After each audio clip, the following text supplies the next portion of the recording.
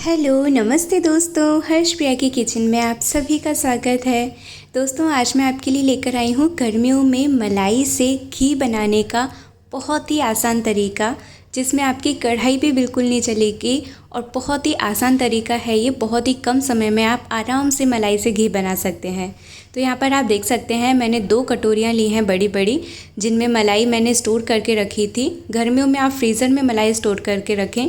अब मैंने यहाँ पर एक जार लिया है मिक्सी का, मैंने मीडियम वाला जार लिया है, बड़े वाले जार से जो छोटा होता है ना वो।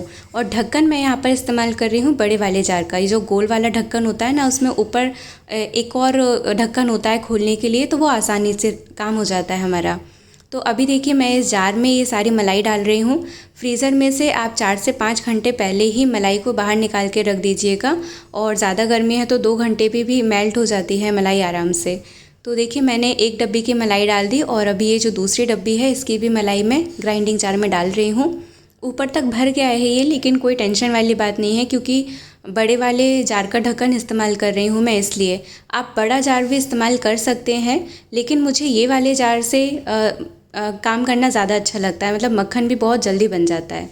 तो अभी देखिए मैंने इसमें थोड़ा ठंडा पानी डाल दिया है, और अब हम इसमें डालेंगे थोड़े से बर्फ़ के क्यूब्स, यानी आइस क्यूब्स। तो करीबन 10 से 15 क्यूब्स मैं इसमें डाल रही हूँ, ताकि मलाई जितनी ज़्यादा ठंडी होगी हमारा काम उतना ही ज़्यादा जल्दी होगा।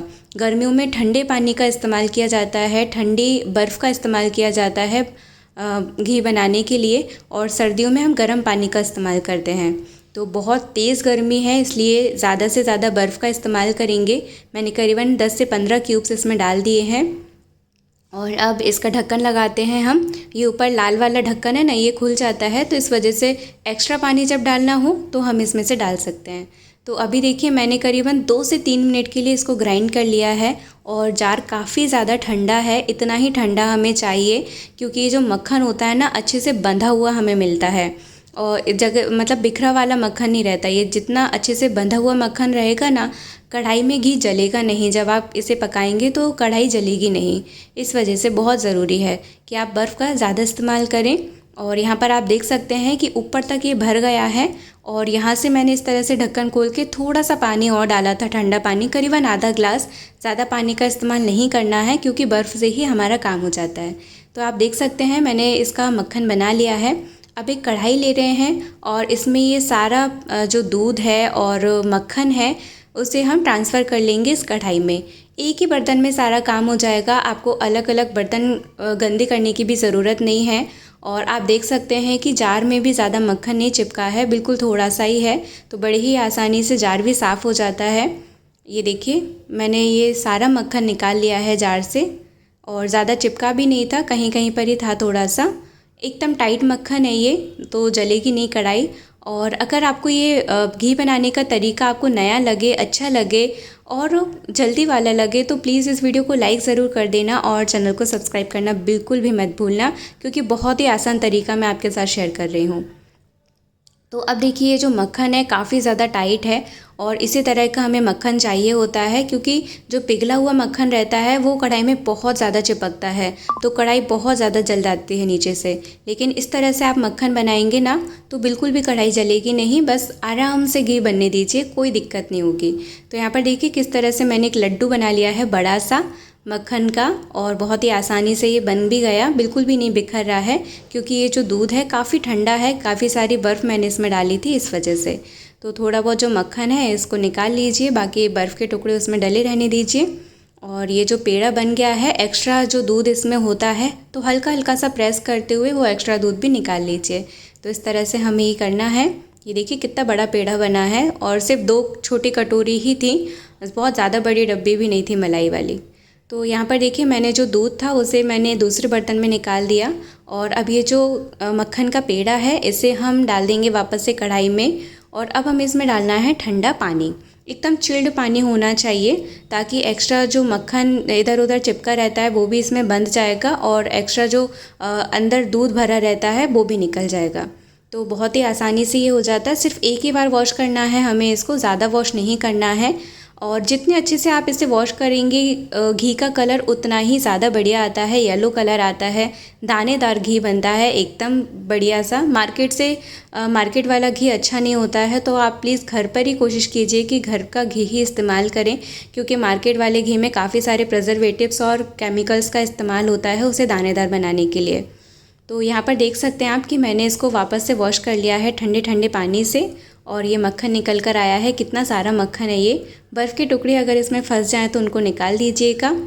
और ये जो पानी है इसे भी हम निकाल देते हैं, इसे फेंक देंगे। और अब देखिए ये जो मक्खन का ये जो पेड़ा है बड़ा सा, इसे वापस से हम कढ़ाई में डाल देंगे। पानी बिल्कुल नहीं होना चाहिए एक्स्ट्रा कढ़ाई में, इस बात का ध्यान रखिएगा। तो सिर्फ एक ही कढ़ाई में हमारा काम हो गया, एक मिक्सी का जार और एक ये कढ़ाई, बस इतना ही हमें चाहिए। ज़्यादा बर्तन गंदे करने की बिल्कुल भी ज़रूरत नहीं है। तो अब एक इंडक्शन ले लेंगे या गैस पर आप कढ़ाई रख दीजिए और लो फ्लेम पर आपको ये घी बनाना है, इस बात का ध्यान रखिएगा। अगर आप गैस की फ्लेम ज़्यादा हाई रखेंगे तो पूरे चांसेस होते हैं कि घी जल जाएगा और कढ़ाई भी जल जाएगी। तो कोशिश कीजिएगा कि लो टू मीडियम फ्लेम पर ही आप घी बनाएं जब भी बनाएं, क्योंकि बहुत दानेदार और बहुत ही बढ़िया कलर का घी बनता है, येलो कलर का। और यहाँ पर देखिए अच्छे से मक्खन मेल्ट हो रहा है धीरे धीरे। गैस की फ्लेम मैंने पूरी तरह से लो रखी हुई है, यानी इंडक्शन भी है, लो टेम्परेचर पर ही है। और ये देखिए बहुत ही अच्छे से ये गाढ़ा सा मक्खन था, इसे पिघलने में थोड़ा सा टाइम लगेगा। जैसे कढ़ाई अच्छे से गर्म होती जाएगी अच्छे से मेल्ट हो जाएगा। यहाँ पर आप देख सकते हैं कि इसमें उबाल आना शुरू हो गया है। तो करीबन अब 10 से 15 मिनट का समय लगेगा घी बनने में। बस आप लगातार इसे चलाते रहिएगा और एकदम तले से आपको चलाना है। जो चम्मच है ना उसे एकदम तले से चलाइएगा। अगर तले से नहीं चलाएंगे तो चिपकने का थोड़े बहुत चांसेस रह जाते हैं। वैसे जिस तरीके से हमने बनाया है ऐसे करने से बिल्कुल भी घी तले से चिपकता नहीं है। कढ़ाई एकदम क्लीन रहती है और बहुत ही अच्छा घी बनकर तैयार होता है। गर्मियों में बहुत ही आसान तरीका मैं आपके साथ शेयर कर रही हूँ घी बनाने का। तो ज़रूर से इस तरीके से एक बार घी बनाकर देखिएगा, बहुत ही अच्छा रिज़ल्ट आपको मिलेगा। बस कंटिन्यू आपको ऐसे चलाते रहना है और चाहे तो आप बीच बीच में थोड़ी देर के लिए छोड़ भी सकते हैं। आपको दूसरा काम करना है तो आप वो कर लीजिए। बस गैस की फ्लेम लो रखनी है, इस बात का आप पूरी तरह से ध्यान रखिएगा। तो यहाँ पर आप देखिए करीबन 7 से 8 मिनट पूरे हो चुके हैं और ये जो क्वांटिटी है आधी रह गई है। बस इसी तरह से ये गर्म होता रहेगा धीरे धीरे और इसमें से घी निकल कर बाहर आ जाएगा। तो एक ही दूध रहता है, लेकिन दूध से भी कितनी सारी चीज़ें हम बनाते हैं। मिठाइयाँ बनती हैं, मक्खन बनता है और मावा भी बनता है। बहुत सारी काम होते हैं, सिर्फ दूध से ही हम बहुत सारी चीज़ें बनाकर तैयार कर पाते हैं। तो यहाँ पर देखिए अभी इसमें से दानेदार ये घी निकलना शुरू हो गया है। जो थोड़ी बहुत मक्खन रहता है, मलाई रहती है, वो इस तरह से निकल जाती है। और ये जो मलाई रहती है इससे भी आप मिठाई बना सकते हैं। बस ये देखिए हमारा घी बनकर तैयार हो चुका है। 15 मिनट लगे हैं और अब इसे थोड़ा सा ठंडा करेंगे, फिर हम छान लेंगे। तो देखिए दोस्तों मैंने घी छान लिया है इस डब्बे में, इसमें ही मैं स्टोर करके रखती हूँ। आपको ये तरीका अच्छा लगा हो तो प्लीज़ वीडियो को लाइक कीजिएगा और चैनल को सब्सक्राइब कीजिएगा और अपना ध्यान रखिएगा, क्योंकि गर्मी बहुत ज़्यादा है।